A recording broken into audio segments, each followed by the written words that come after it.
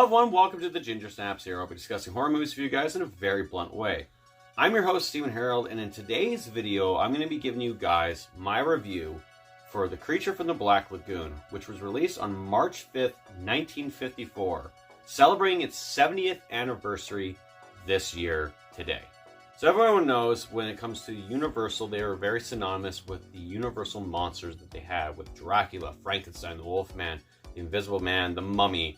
The Creature from the Black Lagoon is the last known monster from the Universal age, and basically is the pioneer of some sort that a lot of people will even say is the inspiration for the Xenomorphs in Alien and the Predator.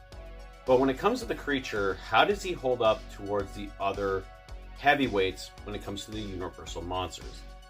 That's where I get to talk to you guys about that. So this is going to be my quick review of The Creature from the Black Lagoon. For the story of the movie, of course, we have a bunch of people who have found an arm from some sort of creature that they are going to go and investigate and try and find the other remains of this creature, and so they can do some tests, see if maybe it's some known thing that is either something from prehistoric times or maybe something even new, while not even knowing that the creature itself is still lurking around. Now, when it comes to the story of this movie, the one thing I have noticed about this film is that this is basically almost like another attempt of a King Kong type of movie where, you know, there's this monster, this creature that kind of sees a love interest, and then, you know, people are hunting it down, takes it away from its natural habitat, and then, you know, eventually at some point they just gun down the fucking thing. In this movie, it's kind of the same thing, but of course the creature's not, you know, like 200 feet fucking tall. It's a creature that swims in the water and does have the capability of killing people. I mean, like, it kills basically anyone that comes across him or even in the lake itself, unless it's the female character who he is gravitated to. Now, when it comes to this movie, it's one of those things where I'm like, you know, it's kind of like the Beauty and the Beast type of story.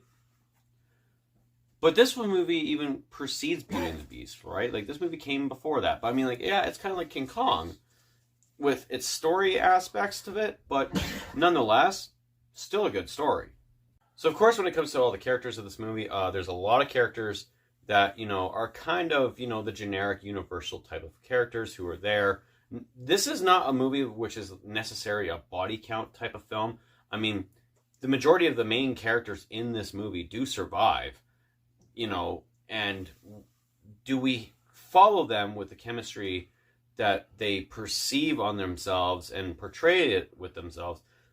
You know, it's not like, you know, Dracula, where the characters are well known. It's not like Frankenstein or, you know, or the Wolfman. It's not like those. But, I mean, for 1954 standards, that's why a lot of people, when they tend to think about The Creature from the Black Lagoon and its characters, some people say it's lacking sometimes, but the characters are nonetheless very remarkable, and, you know, they do their job pretty well. And of course, we have to talk about our main antagonist in the movie, the creature itself. Now, of course, as we all know, the creature was played by two different actors. It was played by an actor who was a lot taller in person, but didn't know how to swim. Was afraid of water, I guess. And then we have another actor who did all the underwater sequences. Now, this was actually the very first time I've ever seen Creature from the Black Lagoon. So to watch the movie and to see, like, okay, well, the other actors, the main characters, the protagonists, they're wearing their, you know, scuba diving gear. You know, they got the goggles, the breathing apparatus, and everything. And for the creature to, even behind the scenes, you know, being able to wear a latex mask that is functional underwater, right?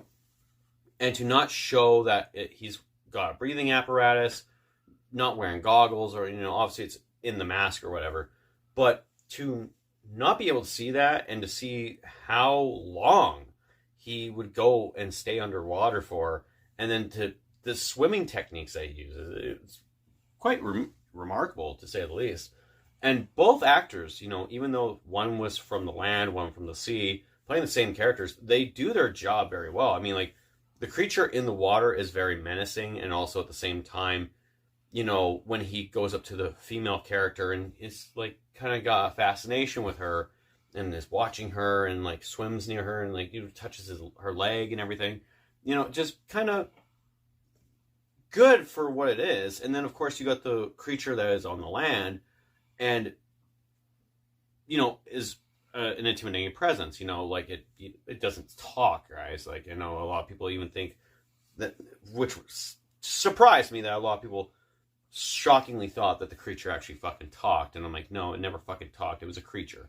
But when on land, the creature's, you know, just presence itself, even in a black and white film, is still very much intimidating. And the two actors who made it responsible, or who were responsible for doing the role justice, you know, playing the same character, they did a fine job.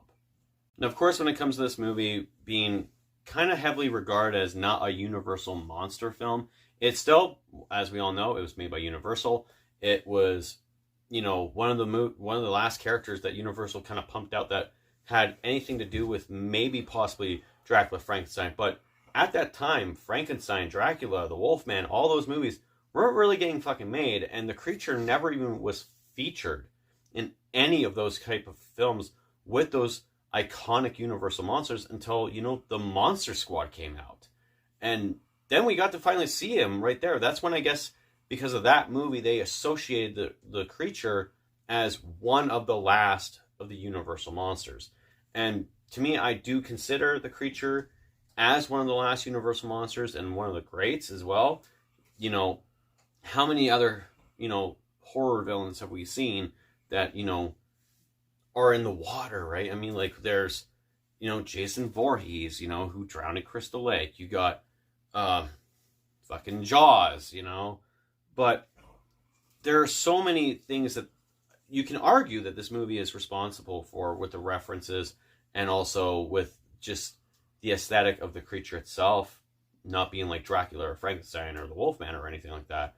But a lot of people can't even agree that, you know, this movie, you know, was the stepping stone for the xenomorphs, for Alien, and the Predator itself. Do I see that? Nah, I can kind of see where people are coming from with that. But the creature was the last of its kind for Universal before the Atomic Age came out for atomic bomb horror, right? Where, you know, Invaders from Mars, you know, Godzilla, and all those type of films where it was like, these monsters are not scary anymore. The atomic bomb and what it can create, that's scary. And to a degree, I can even say that maybe the creature could have been a creation from the atomic bomb. We don't know. I mean, some people even kind of agree with it. I kind of do lean towards that, but for my own personal take, I do consider the creature as the last of the Universal monsters. For a first-time reviewing of this movie, you know, after watching Frankenstein, the Wolfman, Dracula, the Invisible Man, all these other films, and basically never kind of giving the creature any attention whatsoever, and for me to finally watch this movie, you know, the day before the 70th anniversary, I was like, oh, let's see what the creature had. And my friend Chris, he is a big fan of the creature from the Black Lagoon, and rightfully so, and I understand why now. The creature has left a great imprint in cinemas throughout the last 70 years. And, you know, if Universal was to ever try and remake these movies for modern audiences, like, I mean, like, let's face it, we all know Dracula and Frankenstein, by the year 2031, they're going to get fucking 100-year anniversary releases or remakes or whatever.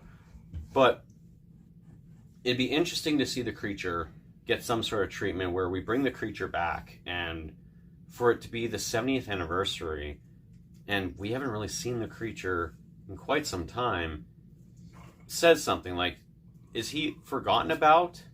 Some people tend to forget about him, but for me, who always kind of pushed him aside, like, I'll watch this some other time, it's nice and refreshing to know that this movie, even though it can be slow at parts, and sometimes the dialogue and some of the characters are just, you know, kind of bland, the fact that the movie itself still is on high regard for me.